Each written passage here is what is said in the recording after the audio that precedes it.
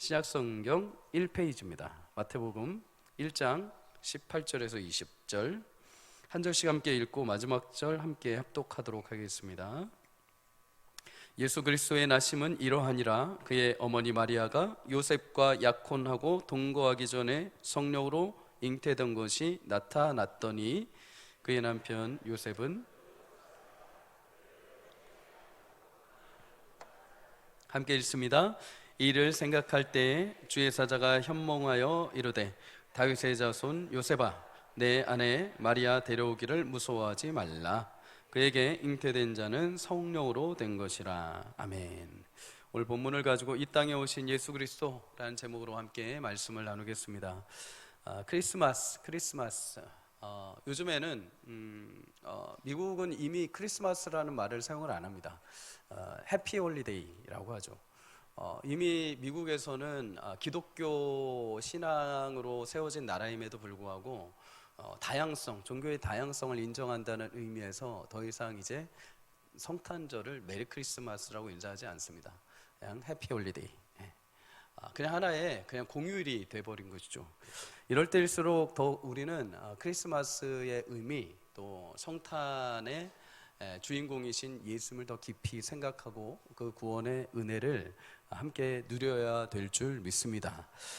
크리스마스라는 이 단어는 두 가지 의미가 함께 섞여 있습니다. 크리스라는 이 말은 라틴어로 크리스투스, 즉 여러분들이 흔히 들으시는 그리스도라는 단어입니다. 그리스도, 기름 부음을 받은 자, 그리스도라는 단어이죠. 그리고 그 뒤에 있는 메스라는 단어는 라틴어로 미사, 우리로 따지면은 예배인 것이죠. 그래서 크리스마스 하면은 그리스도에게 예배한다 라는 의미가 됩니다. 그 앞에 이제 우리 메리라는 단어를 붙입니다. 메리, 즐거운 이러한 단어를 붙여서 메리 크리스마스 하면은 예수님의 태어나심을 기념하면서 우리가 즐거운 마음으로 그리스도께 예배합니다 라는 의미가 되는 거죠. 그런 의미에서 우리 다시 한번 인사해 볼까요? 메리 크리스마스. 네, 메리 크리스마스입니다. 네. 여러분은 메리 크리스마스 하면은 어떤 것이 떠오르십니까? 물론 이제 중년의 나이에 계신 분들은 이제 나홀로 집에 이런 거 떠오르실 수 있어요. 그죠? 매년마다 반복되는 영화. 크리스마스 하면은 예수님 당연히 떠올라야 되고요. 그리고 아이들 같은 경우에는 이제 산타, 선물이 떠오르죠. 트리, 캐럴도 떠오를 겁니다. 그 중에서 크리스마스 하면 떠오르는 것, 단어라고 한다면 아마 기적이란 단어가 많이 떠오를 겁니다. 기적, 크리스마스의 기적. 한 번 정도는 아마 들어보셨을 겁니다. 1차 세계대전이 발발했을 때 1914년의 12월에 벨기에 이프로라는 지역이 있는데 거기서 영국군과 독일군이 이렇게 대치하는 상황이 있었습니다. 길고 지루한 참호전이 펼쳐졌죠. 100m 정도 간격을 두고 참호를 파고서고 서로 총구를 겨누고 있었습니다. 그러던 중에 12월 24일 밤 크리스마스 이브를 맞이하게 되죠. 크리스마스 이브날 양측 장교와 병사들은 이제 각각 그동안 쌓였던 전쟁의 피로를 풀기 위해서 먹을 것을 준비하면서 조촐하게 서로 파티를 열고 노래를 부르기 시작했습니다. 그러던 중에 독일군 참호 쪽에서 한 독일 병사가 크리스마스 캐롤을 부르기 시작한 거죠. 고요한 밤, 거룩한 밤. 당시 1818년에 이 고요한 밤, 거룩한 밤이 유럽 지역에 이제 작곡되고 작사되어서 퍼져나갔습니다. 그러다 보니까 유럽 지역의 전 사람들이 이 고요한 밤, 거룩한 밤을 이미 다 알고 있었죠. 이 노래소리가 들리자 100여 미터 떨어진 영국 참호에 있던 병사들이 말은 다르지만 이 음을 아는 겁니다. 가만히 듣고 있다가 독일군 참호에서 이 노래가 끝나자마자 막 박수를 보냈습니다. 막 영국군들이 박수 보내면서 앙코를 외치게 되죠. 앵콜 한 번 더 부르라고. 이에 마음이 울컥해진 독일 병사가 한 명이 노래를 부르면서 이제 참호 바깥으로 나오기 시작을 했습니다. 그리고 영국군을 향해서 그 병사가 외쳤습니다. 우리는 발포하지 않겠습니다. 당신들도 발포하지 마십시오. 이렇게 양측 병사들이 아무도 총을 쏘지 않고 이제 한 명씩 한 명씩 걸어 나와서 서로 마주서게 됩니다. 그리고 이들은 대화 끝에 크리스마스 동안에는 서로 총을 쏘지 말고 휴전을 하자, 이렇게 해서 협상이 성사되게 되죠. 이 소식은 인근 전선에 다 퍼지게 돼서 약 40km에 달하는 10만 명의 군인들이 모두 휴전에 동참을 하게 됐다고 합니다. 그래서 크리스마스 동안에 짧게는 3일, 길게는 일주일 동안에 그들은 휴전을 하게 되죠. 그리고 가족 사진을 서로 보여주면서 이 이야기를 하고 음식을 나눠 먹습니다. 서로 가지고 있던 물물 교환을 합니다. 서로 전사한 병사들의 시체를 수습해 주기도 합니다. 장례식이 끝나고 나서 영국군과 독일군 서로 축구 경기까지 했다고 합니다. 누가 이겼을까요? 독일이 3대2로 이겼다고 합니다. 이때 현장에 있던 영국군 병사가 그날을 회상을 하면서 이렇게 증언을 합니다. 그 노래가 불려진 순간 마치 전쟁이 갑자기 끝난 것 같았습니다. 나중에 이들의 이야기가 세간에 퍼지면서 신문에도 나기도 하고 또 많은 사람들이 이들의 일들을 관심을 가졌습니다. 사람들이 이것을 가리켜서 크리스마스의 기적이라고 부르기 시작을 했죠. 삶과 죽음이 넘나드는 치열한 전쟁통, 그것도 10만 명에 가까운 군인들이 서로를 향해서 총무리를 겨누고 있을 때 그들의 마음을 열고 서로의 것을 나누게 한 것은 총과 칼이 아니었습니다. 그것은 예수님의 태어나심을 축하하는 작은 노래 한 소절이었죠. 예수님의 태어나심을 기념하며 축하했던 그 노래 한 소절이 닫혀져 있던 병사들의 마음을 움직이고 서로를 향하였던 모든 원망과 총구리를 모두 다 무력화시키고 서로를 향한 이해와 화합의 길을 열어준 것입니다. 사랑하는 성도님들, 크리스마스의 이런 놀라운 기적과 은혜가 여러분의 삶과 저의 삶 가운데도 일어나기를 주의 이름으로 축복합니다. 크리스마스를 통해서 세상의 방법, 또 해결되지 못했던 내 안에 쌓여져 있던 장애물들이 있다면 오늘, 내일을 통해서 하나님께서 회복해 주시기를 주의 이름으로 축복합니다. 여러분, 성탄의 기념, 성탄의 기쁨을 그냥 한번 축하하고 끝내버리면 우리 삶에 아무런 기적도 일어나지 않습니다. 그러나 내게 찾아오신 예수님을 통해서 내가 무엇을 새롭게 할 수 있을까? 내가 여태까지 막혀있던 담들을 어떻게 해결할 수 있을까? 내 안에 주신 예수님의 그 사랑으로 나는 내 안에 있던 장벽, 내 안에 있던 불편함들을 어떻게 해소할 수 있을까? 용기를 낼 때 예수님께서 이 땅에 오신 성탄의 놀라운 기적이 여러분과 제 삶에 펼쳐지게 될 줄 믿습니다.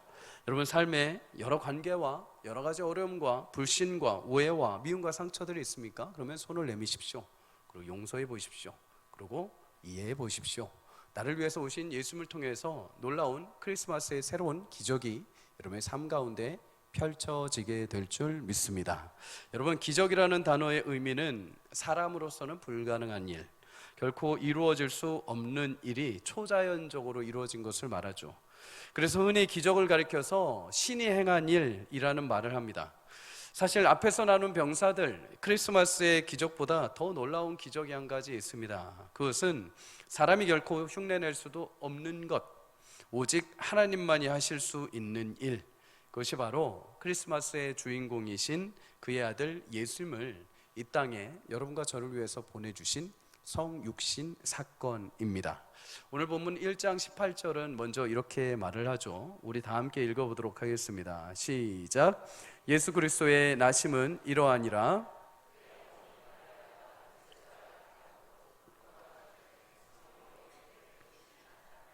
아멘.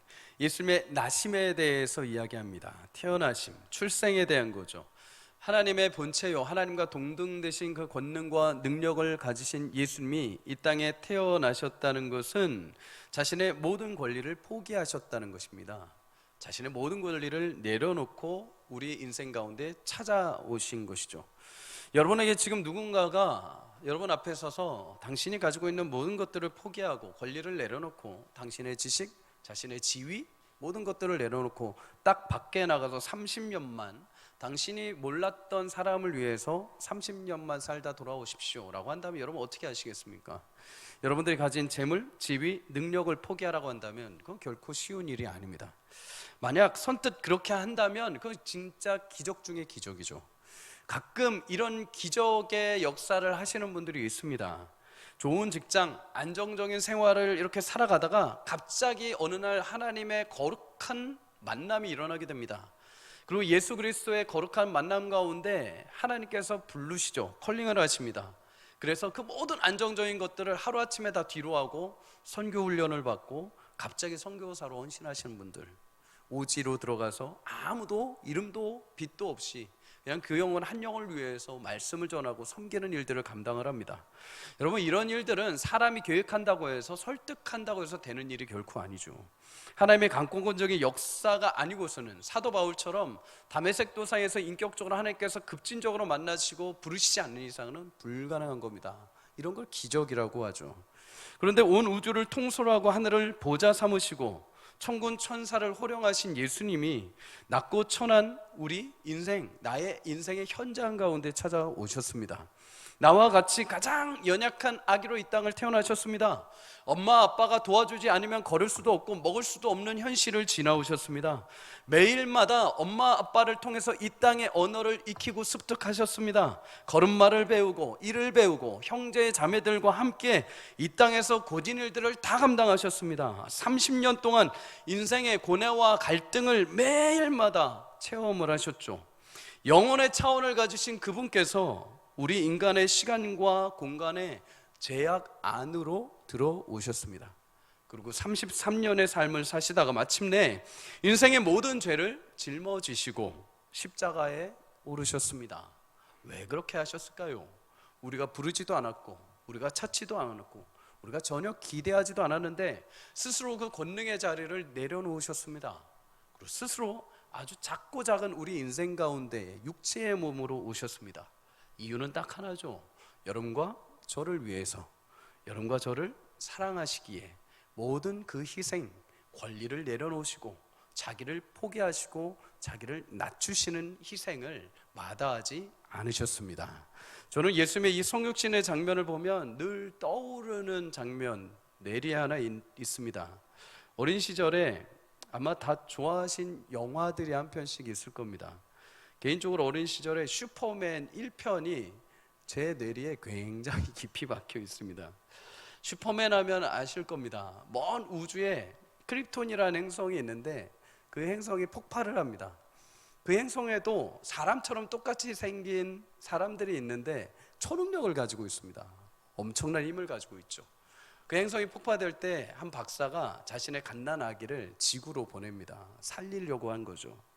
지구에 떨어진 이 아이는 우연히 농장의 농부에게 발견이 됩니다. 그래서 농부의 자녀로 살아가게 되죠. 초인적인 힘을 감추면서 삽니다. 그러다가 사람들이 위기에 딱 처할 때 파란색 전신 쫄쫄이를 입고 빨간색 팬티를 입고 빨간 망토를 휘두르면서 사람들을 구합니다. 저는 이거 입으라고 해도 못 입겠어요. 그런데 그분 잘 어울리시더라고요. 그런데 어느 날 이 슈퍼맨에게도 사랑하는 여인이 생기게 됩니다. 이 여인 너무나 사랑한 나머지 이 여인과 결혼을 해서 평범한 일상을 살고 싶어 하죠. 그런데 그렇게 하기 위해서 한 가지 슈퍼맨에게 조건이 있습니다. 그게 뭐냐? 자신의 힘을 포기해야 하는 겁니다. 결국 슈퍼맨은 자신의 모든 능력을 다 포기를 해버립니다. 크립톤이라는 그 보석에 자신의 힘을 다 맡기고 자신 평범한 사람이 돼버리죠. 그리고 사랑하는 여인과 연애를 시작합니다. 데이트를 합니다. 그러다가 불량배들과 마주치게 되죠. 예전 같았으면 그냥 입으로 한번 후 하면 날아갈 정도의 힘을 가졌던 슈퍼맨이지만 평범한 인간이 되고 난 이후에 그는 실컷 두드려 맞습니다. 난생 처음 코피라는 것을 흘리고 놀라게 됩니다. 아직도 그 놀라는 장면이 제 머릿속에 아직도 충격으로 다가옵니다. 어떻게 그 위대했던 힘을 다 내려놓고 평범한 사람이 돼서 저렇게 두드려 맞을 수 있는가? 이유는 딱 하나죠. 사랑하는 여인과 함께 평생을 살고 싶은 것입니다. 함께 살고 함께 아파하고 함께 고통당하고 싶은 거죠. 물론 영화는 나중에 힘을 다시 되찾아서 나쁜 놈들을 무찌르고 해피엔딩으로 끝납니다. 여러분, 하나님도 마찬가지죠.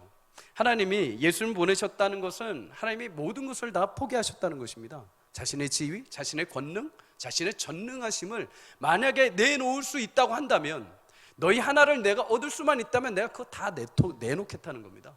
내가 만약에 육신적으로 내가 죽을 수만 있다면 너 하나 얻기 위해서라면 내가 죽겠다는 것이죠. 근데 영광의 하나님은 그렇게 하실 수가 없습니다. 전능의 하나님은 자신을 버리실 수가 없는 분입니다. 여러분, 하나님은 영광이십니다. 우리가 무슨 영광을 드려서 영광스럽게 되시는 게 아니라 하나님 그분 자체가 영광이십니다. 하나님은 빛이십니다. 우리가 빛을 밝혀서 하나님 빛이 되시는 게 아니라 하나님 그분 자체가 빛이십니다.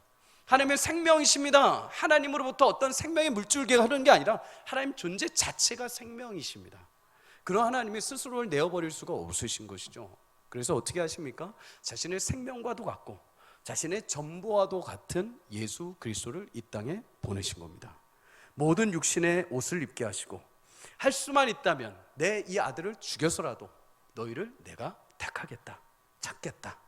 그렇게 예수님이 이 땅에 모든 권리를 하나님 대신 내려놓으시고 여러분과 저와 같이 평범한 인간으로 이 땅에 오셨습니다. 요한일서 4장 10절은 그래서 이렇게 말합니다. 함께 읽습니다. 시작. 사랑은 여기 있으니 하나님을 사랑한 것이 아니요 하나님이 우리를 사랑하사 우리 죄를 속하기 위하여 화목 제물로 그 아들을 보내셨음이라. 아멘. 하나님이 나를 사랑하셔서 그 아들을 보내셨는데 위엄과 영광으로 왔다고 하지 않으십니다. 칼과 창과 화려한 보좌와 옷을 입고 오신 것이 아닙니다. 희생 제물, 화목 제물로 오셨다고 합니다.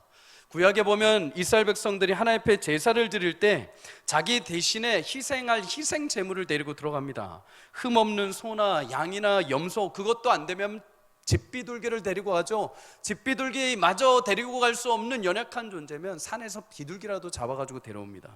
그 짐승들 아무런 잘못 없죠. 하지만 사람이 그 짐승들 위에 손을 얹고 그의 죄를 모두 전가하면 그 짐승은 대신 하나님 앞에 죽고 이 사람은 그 하나님 앞에 죄가 용서, 사함을 받게 되는 겁니다. 모든 능력을 가지신 예수님이 이 땅에 오셨는데 마치 내가 하나님 앞에 나의 죄를 대신해서 전가해서 죽일 짐승처럼 우리가 끌고 들어가는 것이죠. 희생제물이 되는 것입니다. 힘없이 가장 연약한 모습으로 우리가 끌고 들어가는 대로 끌고 들어가셔서 그저 아무 말 없이 우리를 위해서 십자가 위에서 한 말씀도 하지 않으시고 여러분과 저를 위해 화목제물이 되어 주셨습니다. 그래서 그 예수 그리스도의 그 은혜와 영광이 우리 가운데 부활로 채워지게 된 줄 믿습니다. 그래서 우리는 나의 슬픔이 기쁨이 되고 나의 절망이 소망이 되고 나의 두려움이 예수님으로 인하여 담대함으로 변하게 됩니다. 사랑하는 성도님들, 세상에 가장 놀라운 기적이 무엇일까요? 어떤 사람들은 이거 투자했더니 이렇게 됐어, 저거 말 따라했더니 이렇게 됐어 하더더라 하면서 이런 기적들을 얘기를 합니다. 어떤 사람은 여기저기 쫓아다니면서 희한한 기적들만 쫓아다닙니다. 아니요, 여러분, 최고의 기적 중의 기적은 예수님이 이 땅 가운데 오시어 여러분과 저를 살리신 놀라운 기적인 줄 믿습니다. 여러분들은 그 기적의 대상이요 그 기적을 품고 계시는 분들입니다. 누군가가 이것이 기적이다 저것이 기적이다 따라가지 마십시오. 여러분 그 흔적을 내 안에 담고 있는 분들입니다. 여러분을 통해서 그 놀라운 기적이 세상으로 흘러나가 하나님과 예수 그리스도의 영광을 드러낼 수 있는 기적의 통로가 되기를 주의 이름으로 축복합니다.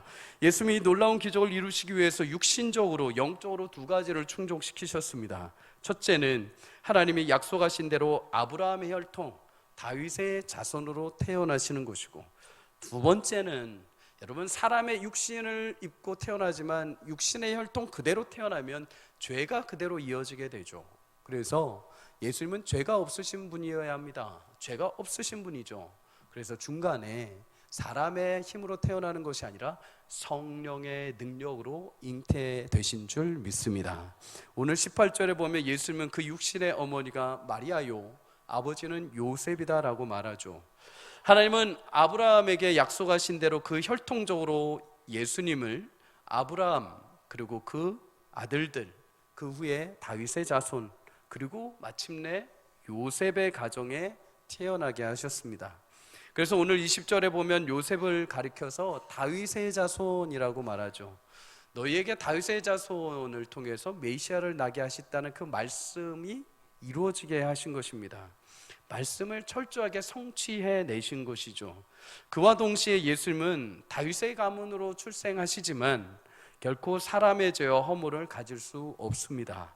그래서 오늘 18절과 20절은 예수님이 사람의 방법이 아니요 거룩한 성령으로 하나님의 능력으로 잉태함을 받으셨다라고 말합니다.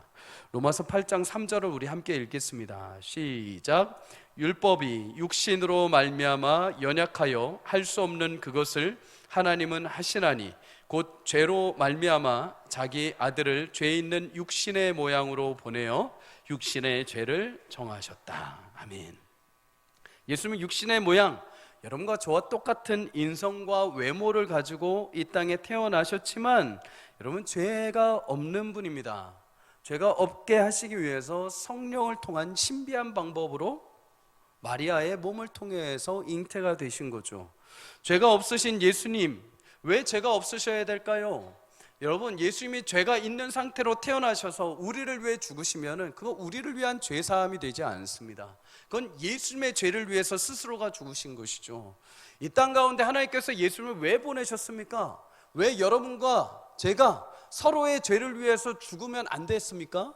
그냥 옆 사람의 죄를 위해서 내가 대신 희생하면 그 사람이 죄 사함을 받을 수 없습니까? 없죠. 왜요? 우리 모두 다 죄인이기 때문입니다.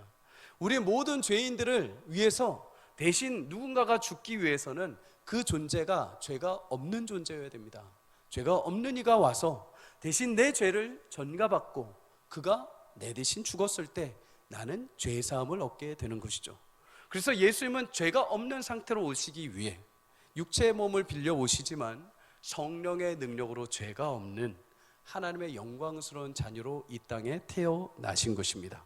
그게 성령의 잉태함이죠. 여러분, 오늘 이 성령의 잉태함과 육체의 혈통을 통해서 우리가 한 가지 은혜를 발견하게 됩니다. 보통 당시 유대인들의 결혼 적령기는 13세에서 18세 정도였다고 합니다. 우리나라로 따진다면 중고등학생 나이죠. 마리아와 요셉은 예수님이 태어나기 전에 이미 약혼한 상태였습니다. 유대인들의 약혼은 우리나라의 약혼보다 조금 더 법적으로 강합니다. 거의 같이 살지 않지만 결혼한 것과 마찬가지이죠. 다만 약혼을 하고 신랑은 다시 자기 아버지 집으로 돌아갑니다. 그리고 1년 정도 지나서 아버지가 봤을 때 이제 네가 가정을 꾸릴 만하다, 네가 이제 이를 통해서 너희 가정과 자녀들을 먹일 만한 능력이 있다라고 됐을 때 아버지가 그 아들을 다시 보냅니다. 그리고 지참금을 주고 이제 아내를 집으로 마주오게 되죠. 그러고 나서 혼례식을 펼칩니다. 요한복음에 보면 가나의 혼인잔치를 보셨을 겁니다. 막 잔치가 일어나고 포도주를 마시고 많은 사람들이 결혼식을 축하합니다. 그 가나의 혼인잔치가 바로 아내를 이제 데려와서 혼인잔치를 하고 혼례를 이루는 장면이시죠. 요셉이 마리아를 데리고 돌아오는데 놀라운 이야기를 듣습니다. 자기야, 잘 있었어? 나 근데 자기한테 고백할 게 있어. 뭐야? 나 아기 가졌어. 띠로리 막장 드라마도 아니고요. 놀랍죠. 여러분, 마리아와 요셉은 그 전에 동거를 한 적이 없습니다. 그런데 이 신실했던 요셉은 마리아 얘기를 듣고 충격을 먹게 되죠. 여러분, 그렇다면 어떻게 반응을 할 수 있을까요? 아마 대부분 남성이라면 막 화가 일어나서 막 어떤 놈이야 하면서 그 자리에서 아마 바로 이혼 도장을 찍었을 겁니다. 그런데 오늘 19절에 요셉을 향해서 뭐라고 하는가? 그는 의로운 사람이다 라고 말합니다. 의로운 사람. 당시 의롭다라는 말은 율법을 지키고 하나님 앞에 신실하게 살았다라는 것이죠.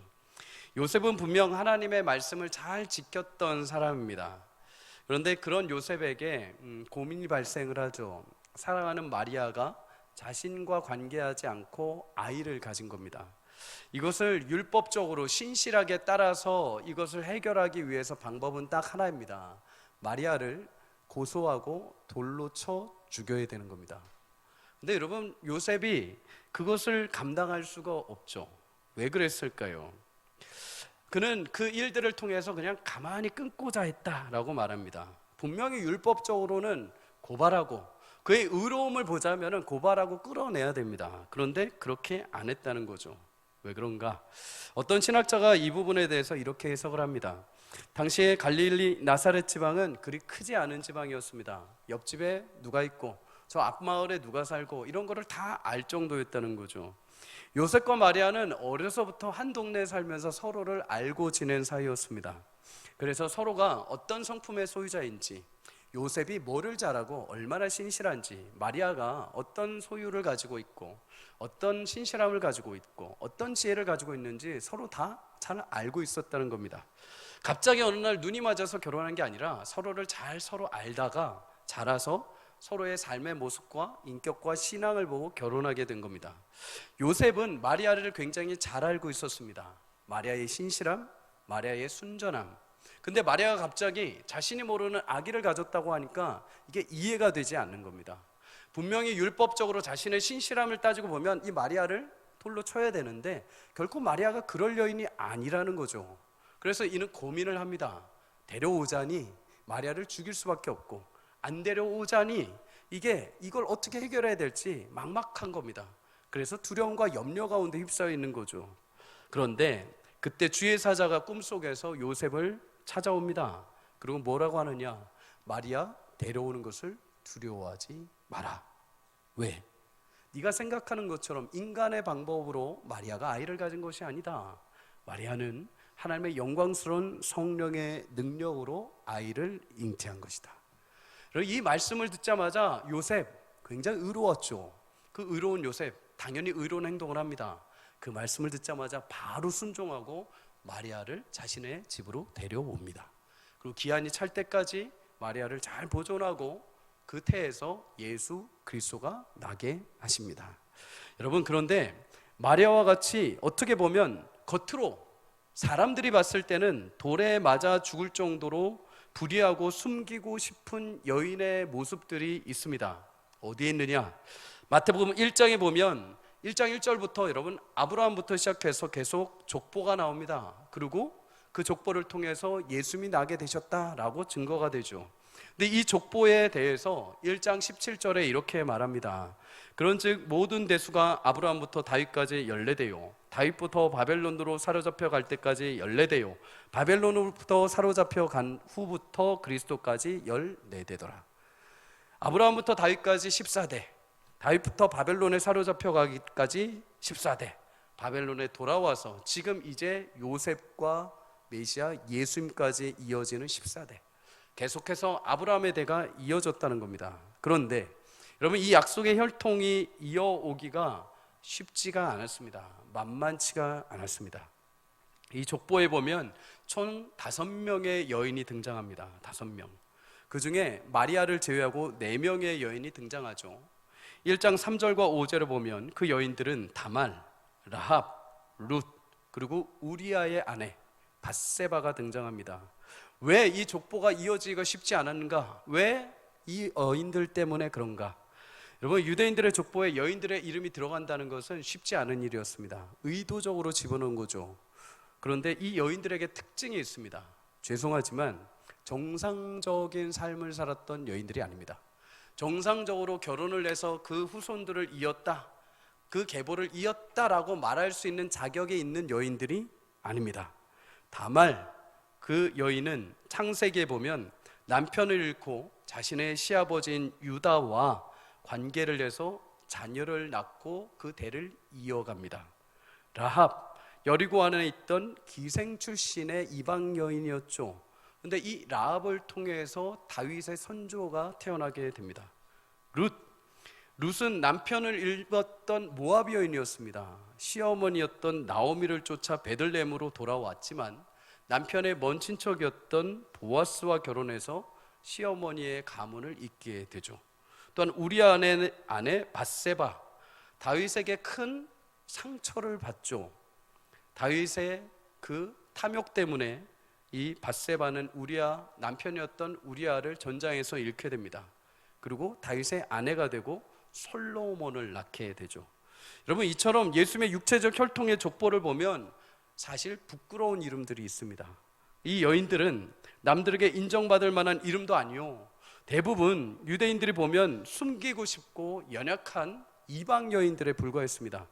남들에게 자랑거리, 말할 거리도 없고 오히려 숨기고 싶은 이름들이죠. 그럼에도 하나님은 이 약속의 혈통에 이 여인들의 이름을 포함시켜 주십니다.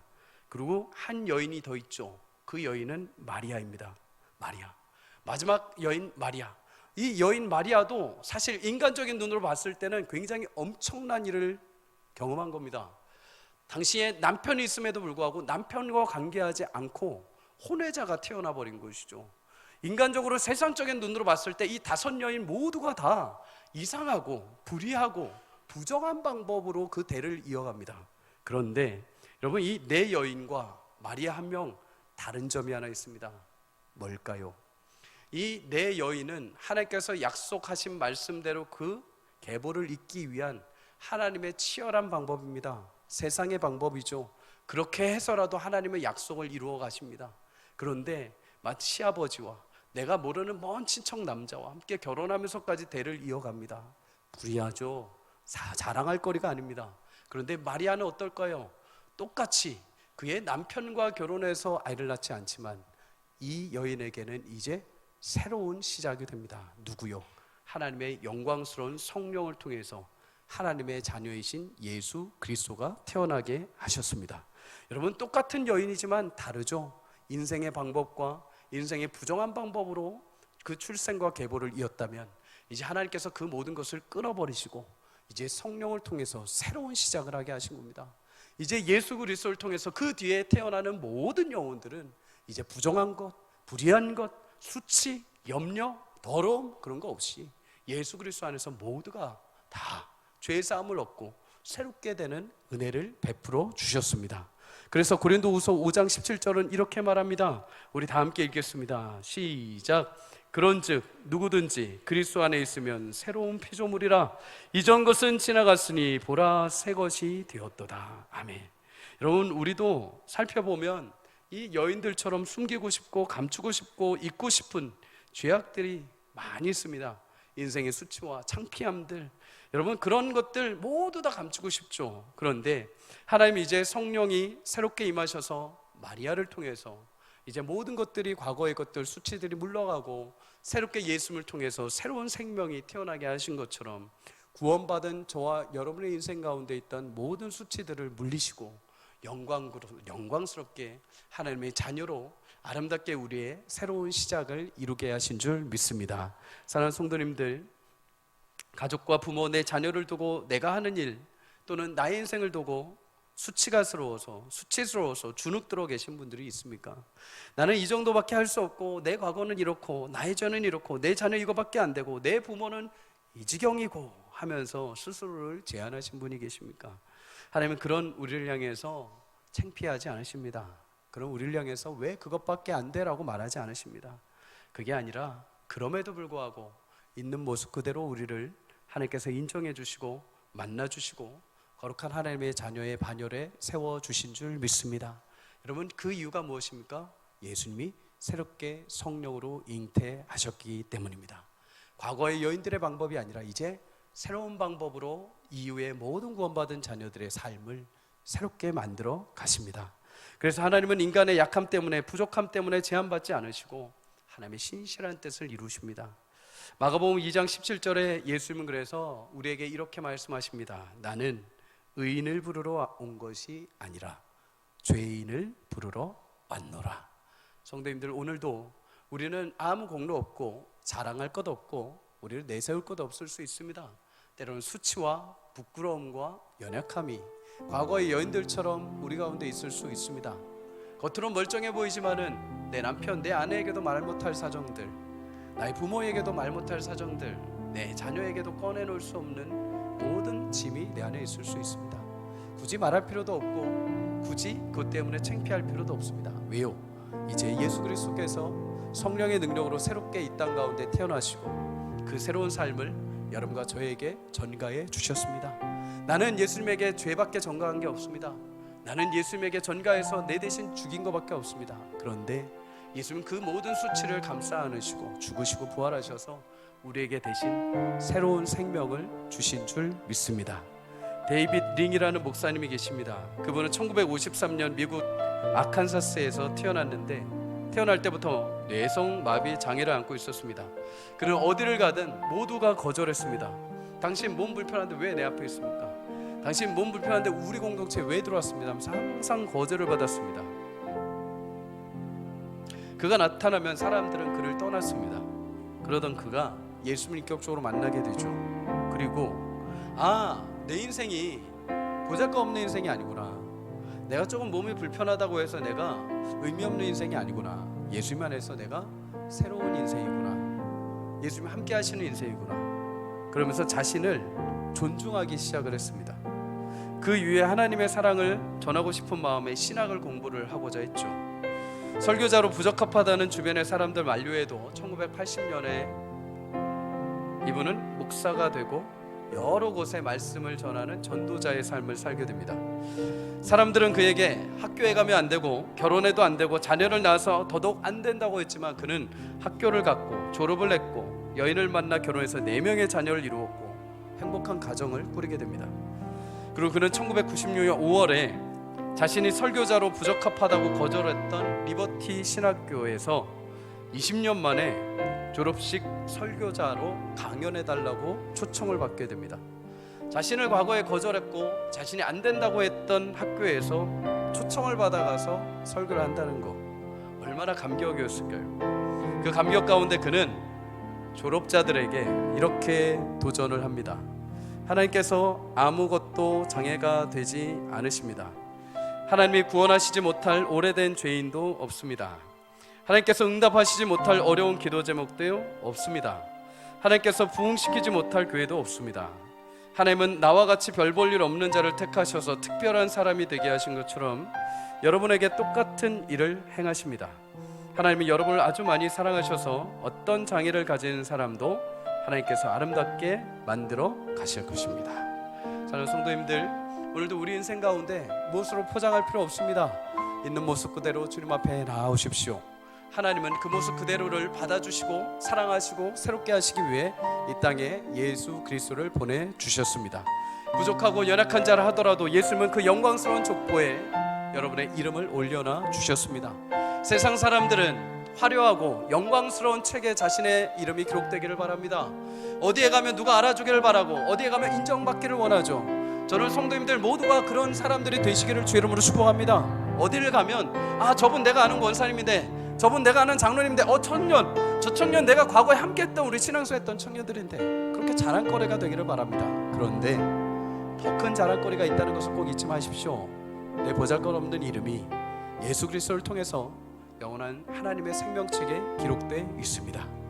영광스러운 그 이름, 여러분의 이름 한자 한자를 기록하기 위해 예수님이 이 땅에 성령으로 잉태하시고 태어나셔서 여러분과 함께 삶을 사시고 모진 고통을 당하시고 십자가에서 죽으시고 그 모든 이름을 완성하신 줄 믿습니다. 하나님 나라의 영원한 생명책에 내 이름이 기록되어 있음을 기억하시고 여러분을 위해서 이 땅 가운데 오신 성탄의 주인공으로 오신 크리스마스의 주인공으로 오신 예수님이 내일뿐만 아니라 여러분의 한평생의 삶에 함께 동행하시며 여러분을 위한 놀라운 준비된 기적의 은혜를 맛볼 수 있기를 주의 이름으로 축복합니다.